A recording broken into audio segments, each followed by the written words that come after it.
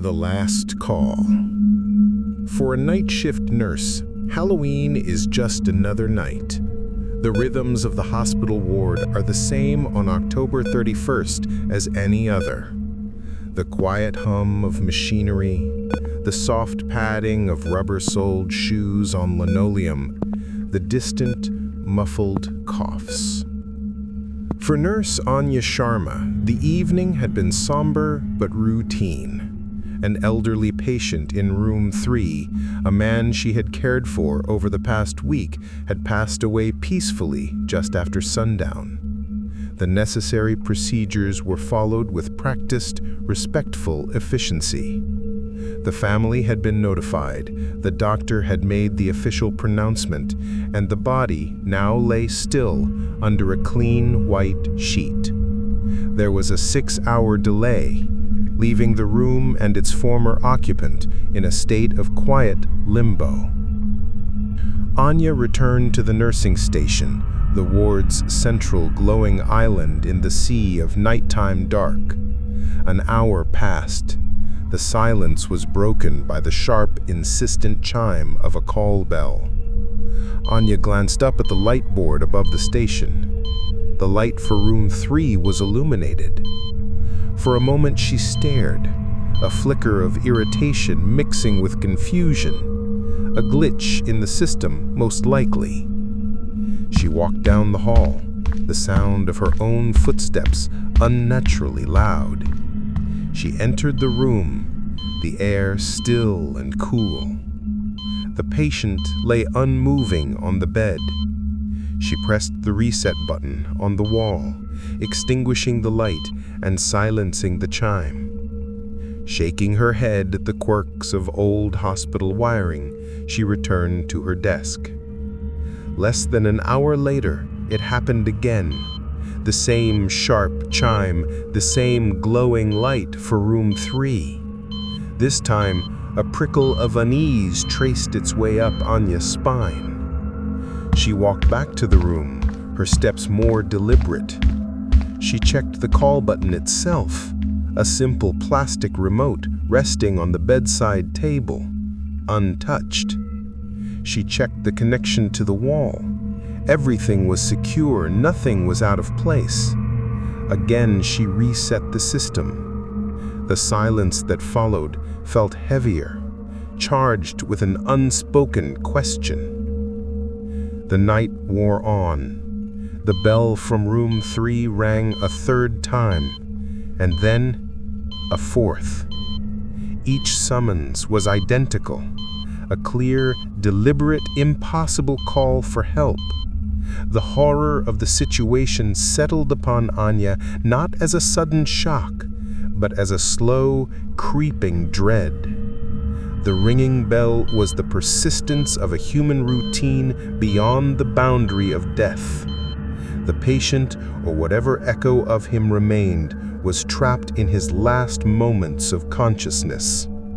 Anya, the caregiver, was being summoned by a patient she could no longer assist.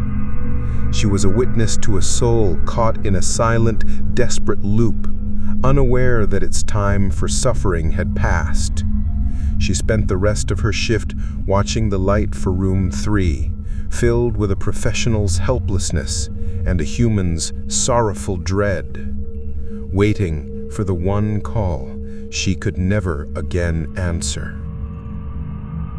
Some boxes are filled with stories that should never be opened. For more, subscribe to Terrible Box. The weight on the bed. On Halloween night, Maya was sleeping in her older sister's room, a space she hadn't occupied since childhood. The house was utterly silent, the darkness outside vast and deep. She had fallen asleep easily, but awoke some time after midnight with a sudden, jarring certainty. She was not alone. It wasn't a sound or a shadow, but a primal, physical awareness that another presence shared the room with her. She lay perfectly still, her eyes squeezed shut, every muscle tensed. She strained to hear past the frantic pounding of her own heart, listening for a creak in the floorboards or the faintest whisper of breath. There was only silence. Then she felt it. It began at the foot of the bed, a slow, deliberate depression of the mattress. It was the unmistakable feeling of physical weight, as if a person had just sat down a few feet from her legs. The blankets tightened subtly across her body as the mattress sank. The old wooden frame gave a faint, protesting groan. Cold panic seized her. Her mind, desperate for a rational explanation, clung to the idea of a hypnagogic hallucination, a sensory trick of a brain caught between sleep and wakefulness. But this was different. This was no fleeting image or phantom sound. It was a sustained, tangible, physical pressure.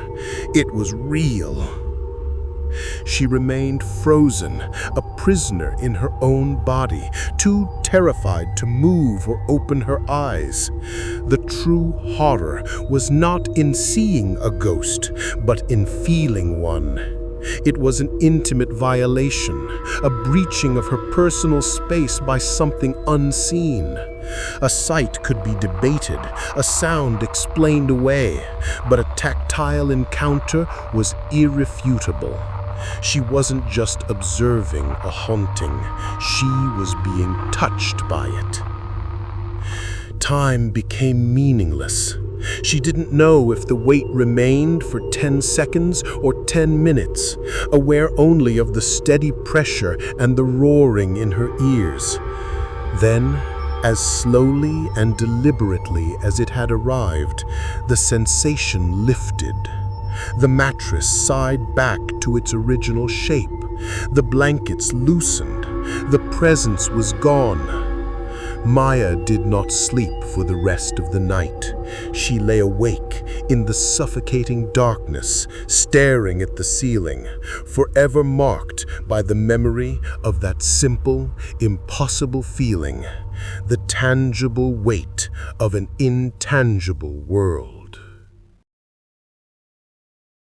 Her sheep and her bun. It was an ordinary afternoon. I was 12, sitting in my parents' bedroom, idly chatting with my dad about nothing in particular. The door to the walk-in closet was open, and though the light inside was off, a silhouette was clearly visible. It was unmistakably my mother, her familiar shape, her hair pulled up in a bun, folding laundry. During our conversation, my dad called out a question to her. There was no reply.